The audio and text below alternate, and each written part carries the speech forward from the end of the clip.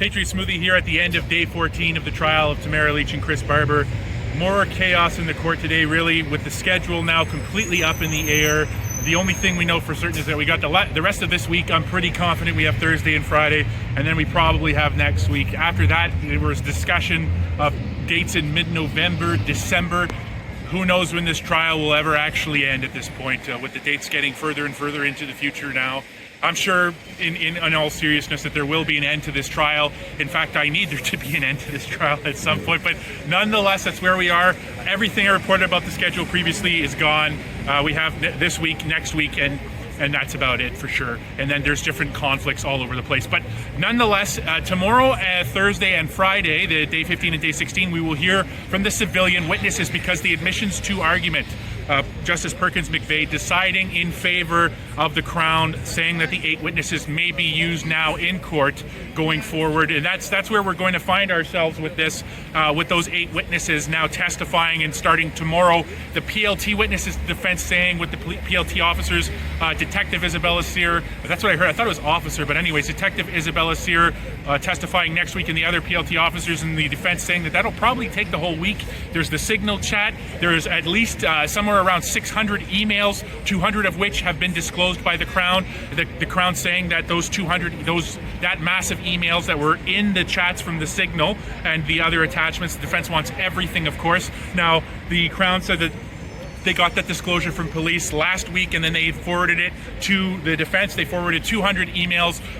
Greenspun Rising is saying no, he doesn't want 200 emails. He doesn't want the Crown deciding what isn't or is relevant to the defense. He wants all of the material provided, and even if it's a duplicate email, no matter what, he wants everything from those signal chats given to him for him to move forward with his case. Again, like I said, the civilian witnesses, Zexi Lee and other residents of Ottawa who were grieved by the protest, will be testifying Thursday, Friday, and maybe even Monday and onward. But we know with their testimony it's going to be tightly gatekept. Justice Perkins McVeigh saying that she will exercise her gatekeeping function very stringently, and making sure that all of the evidence provided to the court is probative and legally relevant and admissible. And that's where we're at with those witnesses. But who knows how it's going to go. I can imagine a lot and foresee a lot of defense objections to the line of questioning that are being asked in the courtroom.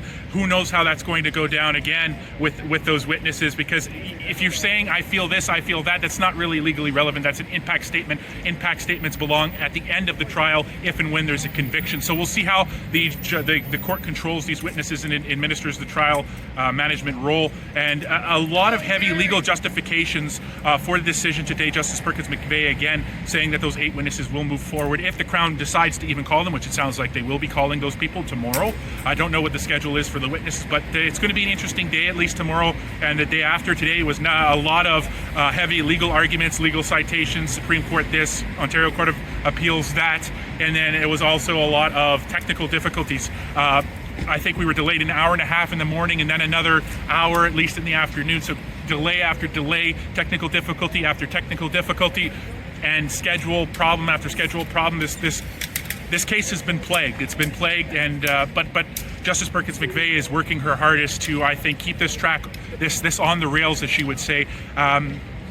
And we'll see how everything plays out as it develops. At this point, I still feel really optimistic for the defense. I think they're doing fantastic. I think none of the evidence provided so far in this trial proves that they committed any kind of a crime beyond a reasonable doubt. And I doubt that what these witnesses will offer, I heard horns, I heard this, diesel fumes, that. I don't think it's really going to paint a picture of criminality on the part of Chris Barber or Tamara Lich. After all, none of these witnesses have actually interacted with either of the 2 accused. So again, this is turning out to be a little bit of a trial of the Freedom Convoy more than it is of the trial of the 2 accused, but it's going to have to rein in to the specificity at some point in this process. And we'll see what happens when we finally get the focus on. But certainly today, watching more videos from the defense, from Officer Barlo, his evidence and evidence shown to him, police body cam footage from Calgary Police Service showing officers in court at the time of the police clearing operation saying, hold the line, Calgary, hold the line, over and over and over again. There was another video shown where there was a group of officers on the 19th, the evening, I believe,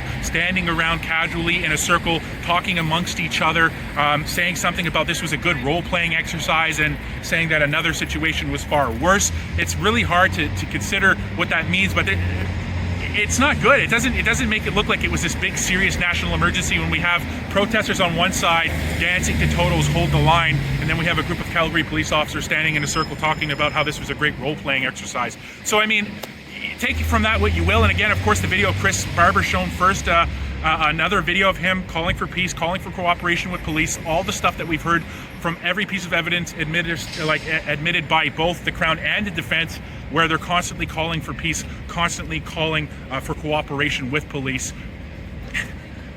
You have a right to protest. There's no time limit on a protest. This was not an occupation. It was not a military capture by military force where the local authority is given to the invading occupiers. That's not what happened here. This was a protest. There was some horns honked, some trucks idled to keep people warm in the freezing cold.